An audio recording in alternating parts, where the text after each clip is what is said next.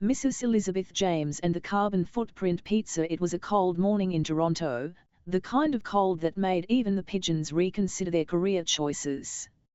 Inside a newly opened pizzeria on Queen Street, a large sign proudly announced, "Now with 2% carbon footprint fee. Eat responsibly, for the planet." Most people ignored it, assuming it was a joke.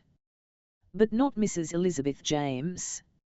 News of this eco-fee had spread like burnt mozzarella through social media. Someone had even joked that the pizza there was worse than Mrs. James's own cooking, a comparison so offensive that she had to take immediate and righteous action.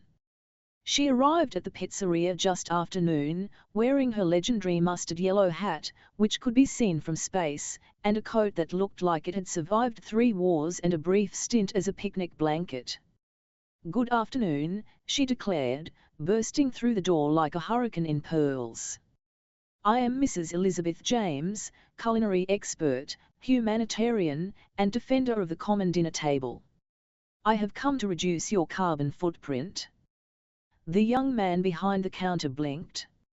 "Ah, are you with the environmental inspectors?" "No, young man," she said with a sniff, "I'm with common sense. And I'm here to make your pizzas edible again before the planet collapses from embarrassment." The carbon consultation. Within minutes, she had commandeered the kitchen.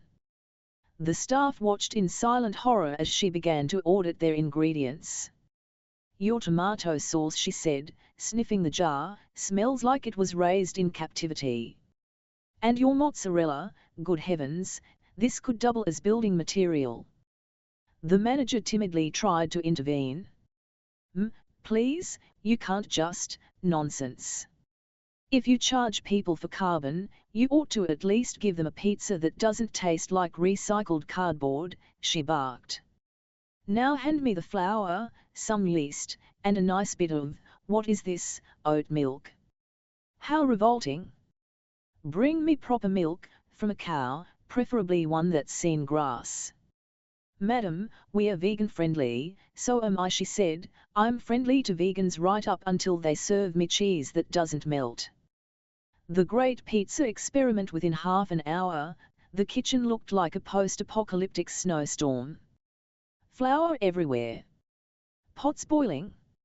A faint smell of disaster wafting into the dining area. One customer asked whether it was safe to stay, another began filming for TikTok. "This," Mrs. James proclaimed, holding up something vaguely circular and smoking, "is a true carbon-neutral pizza. Because it's burnt beyond recognition, no carbon left at all." She served the first slice to a terrified waiter, who bravely took a bite. His eyes watered instantly. "It's unique," he croaked.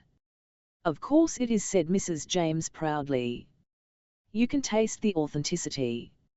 And possibly the fire extinguisher foam." The visit from the franchise owner. Just then, the franchise owner, a nervous man in a recycled bamboo suit, arrived. He looked around at the chaos, his echo heart-breaking. "What's going on here?"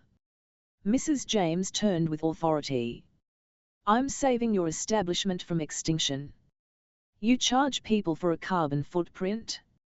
Well, I've ensured your kitchen has one the size of a volcano." But that defeats the purpose," he stammered. "On the contrary," she said, wagging a flour-covered finger. "If you're truly committed to net zero, then close your oven, plant a tomato tree, and call it a salad bar. Until then, I suggest you cook with flavor, not slogans." She then presented him with a bill, handwritten in cursive, for her consultation services and 2 jars of her famous carbon offset sauce, an alarming mixture of burnt onions, anchovies, and mystery ingredients. The aftermath. By evening, the pizzeria had gone viral. The video of Mrs. James's eco-intervention had over 2 million views under the hashtag #CarbonCrustCrisis. Some praised her as a hero. Others claimed she had set climate policy back 50 years. The manager was still trying to scrape the dough off the ceiling. As for Mrs. James, she was last seen boarding a flight back to England, proudly carrying a half-eaten slice of her eco-neutral pizza in a reusable lunchbox. When a customs officer asked if she had anything to declare, she replied, "Yes, a total victory for good taste, common sense, and the sovereign right to eat pizza without politics." Then she leaned in and whispered, "And if anyone in Ottawa tries that 2% nonsense next, I'll visit them too."